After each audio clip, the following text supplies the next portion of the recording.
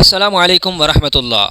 بہت سارے لوگ سوال کرتے ہیں کہ قضا نمازوں کو کیسے ادا کیا جائے۔ اگر کسی بندے یا بندی یعنی مرد یا عورت کی بہت ساری نمازیں قضا ہو چکی ہوں تو وہ کیسے ادا کرے گا؟ ان قضا نمازوں کو ادا کرنے کا صحیح اور آسان طریقہ کون سا ہے؟ بعض لوگ یہ سوچتے ہیں کہ جمعہ کو قضاء عمری کی 4 نوافل پڑھی جاتی ہیں، ان نوافل کو پڑھنے کا طریقہ کون سا ہے، کون سی صورتیں پڑھی جائیں گی اور 2 رکعت کر کے وہ پڑھی جائیں گی یا ایک سلام کے ساتھ 4 رکعت پڑھی جائیں گی؟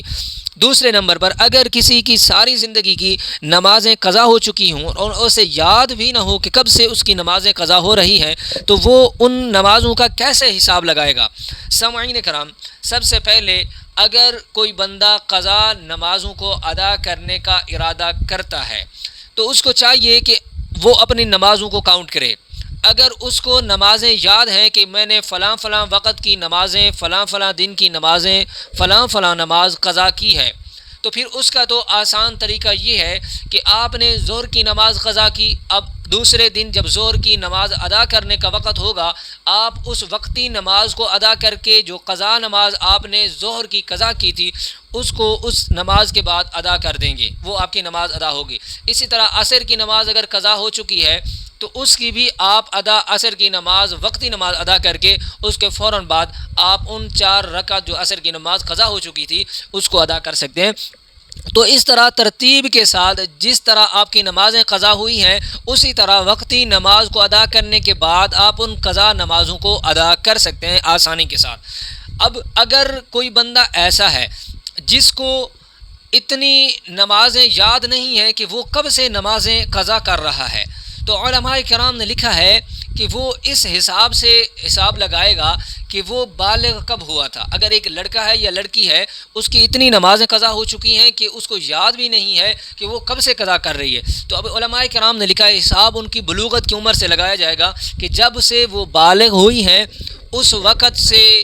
اب تک ان کی جب عمر پہنچی ہے حساب لگایا جائے گا کتنے سال بنتے ہیں، کتنے مہینے بنتے ہیں، ان میں پھر نمازوں کی تعداد کو کاؤنٹ کر کے حساب لگایا جائے گا۔ اگر کوئی ایسا عورت یا مرد ہے جس کو بلوغت کی عمر بھی یاد نہیں ہے کہ وہ بالغ کس سال میں ہوئے تھے، تو علماء کرام نے لکھا ہے اگر لڑکا ہے تو اس کی 12 سال کی عمر بالغ ہونے کی لگائی جائے گی، وہاں سے اس کی قضا نمازوں کا حساب لگایا جائے گا، اور اگر عورت ہے لڑکی ہے تو اس کا 9 سال کی عمر سے حساب لگایا جائے گا، جہاں تک اس کی عمر پہنچی ہے اتنے سال کی قضا نمازوں کی تعداد کو کاؤنٹ کیا جا سکتا ہے۔ اب یہ طریقہ تو ہو گیا قضا نمازوں کو کاؤنٹ کرنے کا اور پڑھنے کا۔ اب میں بتاتا ہوں کہ آسان وہ طریقہ کون سا ہے کہ جس سے قضا عمری کی یعنی پوری زندگی کی بندے کی جو قضا نمازیں ہیں وہ کس طرح آسانی کے ساتھ آپ ادا کر سکتے ہیں۔ سب سے پہلے جان لیتے ہیں کہ قضا نمازوں کا وقت اور نیت کیسے کرنی ہوگی۔ سامعین کرام، قضا نمازوں کے ادا کرنے کا وقت کوئی مخصوص یا متعین نہیں ہے، صرف 3 اوقات کے، باقی جس وقت آپ چاہیں قضا نماز ادا کر سکتے ہیں۔ ایک وقت طلوع شمس، دوسرا جو اوقات ہے وہ زوال شمس یعنی جب سورج بالکل آسمان کے اوپر درمیان میں ہوتا ہے یعنی سر کے اوپر ہوتا ہے تو 10-15 منٹ طلوع کے وقت بھی 10-15 منٹ کا وقت ہوتا ہے اور زوال کے وقت بھی 10-15 منٹ کا وقت ہوتا ہے، اور اسی طرح غروب الشمس یعنی جب سورج غروب ہو رہا ہو تو اس وقت بھی آپ ان نمازوں کو، بلکہ کوئی نوافل سجدہ والی کوئی عبادت آپ نہیں کر سکتے ان 3 اوقات میں۔ باقی ان 3 اوقات کے علاوہ آپ جب چاہیں آپ قضا نمازوں کو پڑھ سکتے ہیں، ادا کر سکتے ہیں۔ اب نیت کیسے کرنی ہے؟ نیت اگر آپ کو قضا نمازوں کی تعداد کا علم ہو پھر نیت آپ ایسے کریں گے،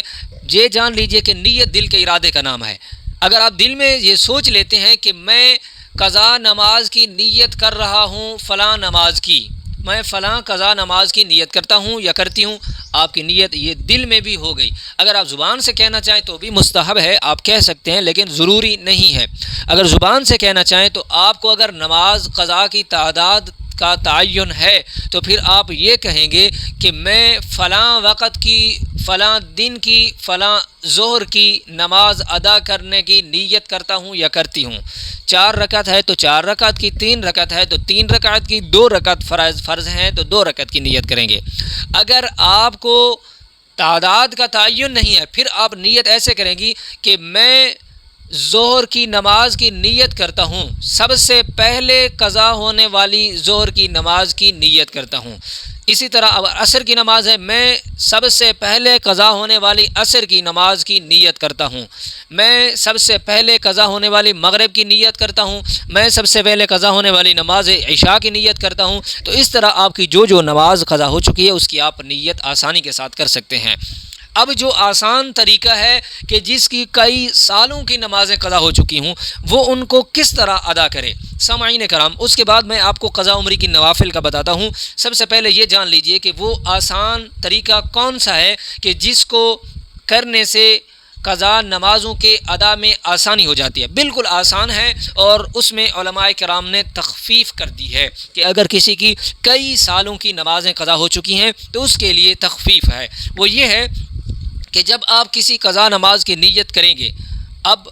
سب سے آسان طریقہ تو یہ ہے کہ آپ کی اگر ظہر کی قضا ادا کرنا چاہتے ہیں تو آپ ظہر کی وقتی نماز پڑھ لیں، پھر اس کے فوراً بعد قضا نماز ظہر کی روزانہ اسی طرح ہر نماز کے ساتھ ایک ایک نماز کو پڑھتے جائیں، ایک ایک قضا نماز کو پڑھتے جائیں۔ یعنی دن میں 5 نمازیں ہوتی ہیں، آپ اسی طرح دن میں 10 نمازیں کر لیا کریں، لیکن ان 10 میں سے جو آپ زیادہ کر رہے ہیں تخفیف ہے پڑھنے میں، وہ میں آپ کو بتاتا ہوں کہ تخفیف کیسے ہے۔ سامعین کرام، جب آپ نیت کریں گے تو آپ نے ثنا پڑھنا ہے، سورت پڑھنی ہے، الحمد پڑھنا ہے، سورت پڑھنی ہے، اور رکوع کرنا ہے۔ اب رکوع میں 3 مرتبہ تسبیح پڑھی جاتی ہے یا 5 مرتبہ پڑھی جاتی ہے۔ جس کی بہت زیادہ نمازیں قضا ہو چکی ہوں تو وہ رکوع میں 1 مرتبہ تسبیح پڑھے گا، یعنی سبحان ربی العظیم 1 مرتبہ پڑھ کر کھڑا ہو جائے گا۔ اب سجدے میں جائے گا، سجدے میں بھی 1 تسبیح پڑھے گا، دوسرے سجدے میں بھی 1 تسبیح پڑھے گا۔ اسی طرح یہ 1 رکعت مکمل ہو گئی، اب دوسری رکعت کے لیے کھڑا ہو جائے گا، دوسری رکعت میں سورۃ فاتحہ